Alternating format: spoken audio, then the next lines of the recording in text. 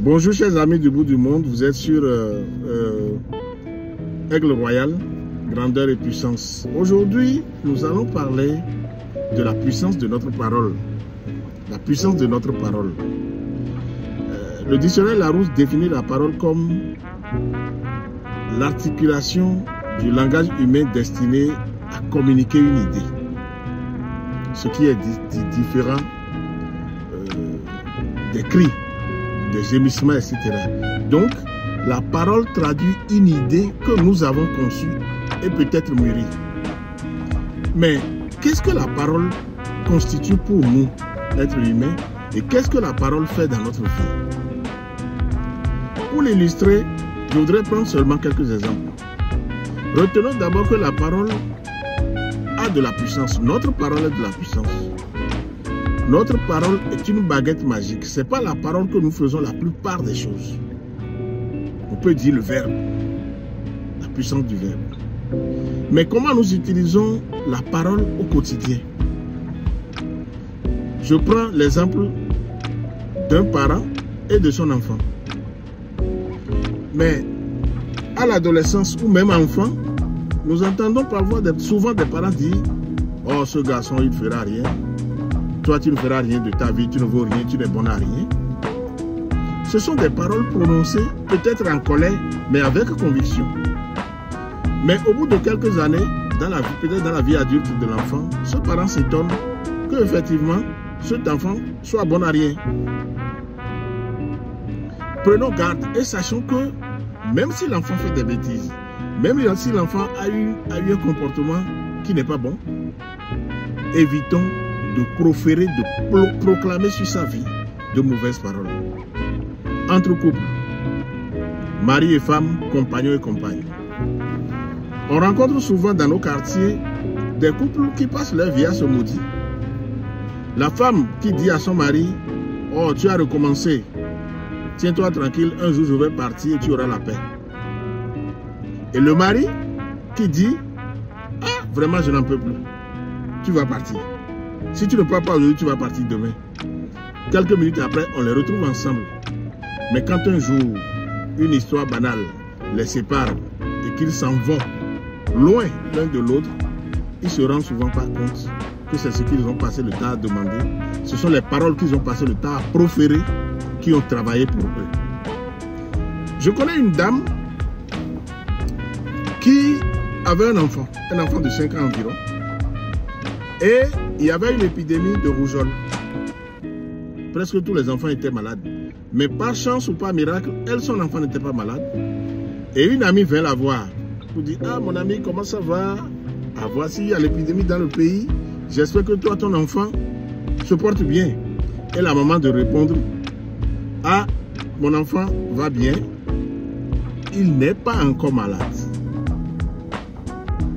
Ton enfant a-t-il la rougeole aussi? Pas encore. » Alors, pas encore. Quelques heures après, l'enfant a fait la fièvre, il a attrapé la maladie. Leçon à apprendre. La maman qui dit pas encore s'attendait à ce que son enfant devienne malade.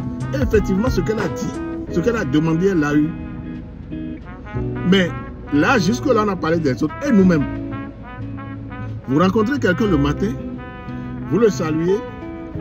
Enfant chez nous, on dit né enfant bon. Ni aucun au pauvre.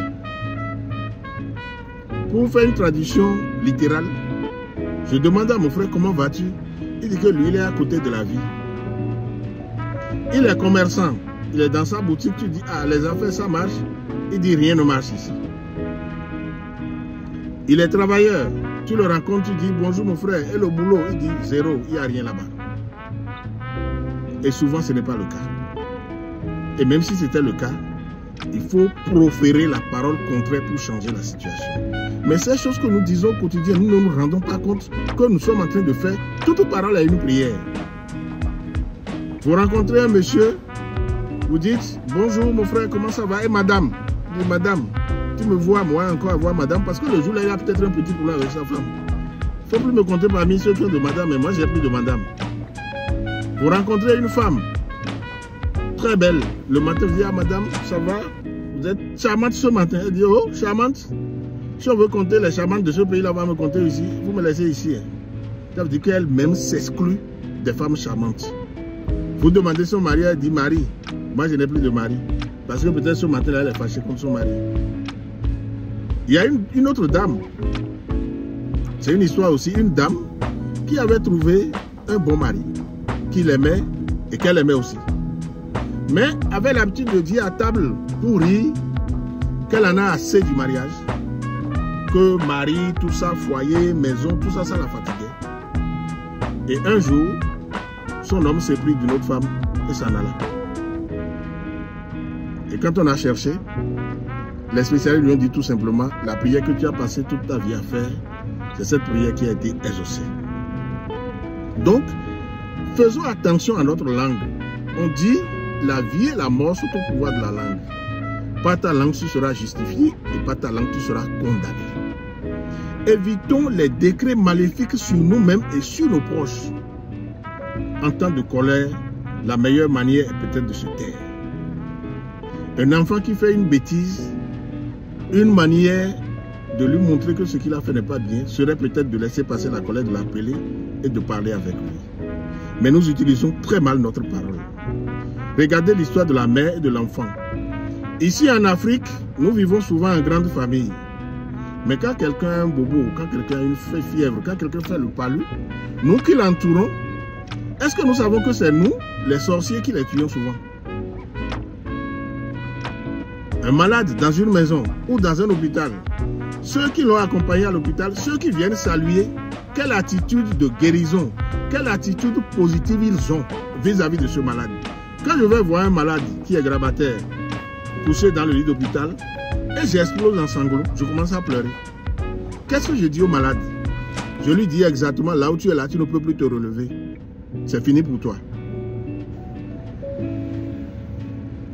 Quand je suis avec le malade, un parent appelle. Il dit, ah, comment ça va? C'est toi qui es là-bas, est-ce qu'il s'en sort? Et je dis dans les oreilles du malade, oh, là où nous sommes là, c'est Dieu on appelle. Ce n'est pas évident. Le malade, s'il n'est pas puissant, s'il n'est pas fort, puisque lui, il est couché. Il est couché, il s'inquiète peut-être. Mais toi qui es le garde malade, tu décrètes qu'il ne peut plus se relever, tu vas le tuer sans savoir. Donc, faisons très attention à notre langue. Et notre parole, retournons la parole. Si notre parole négative peut produire tant d'effets, heureusement, la parole positive peut changer complètement notre situation, peut transformer un malheur en bonheur, un problème en solution. Je vous remercie. Aigle Royal, likez et abonnez-vous. Merci.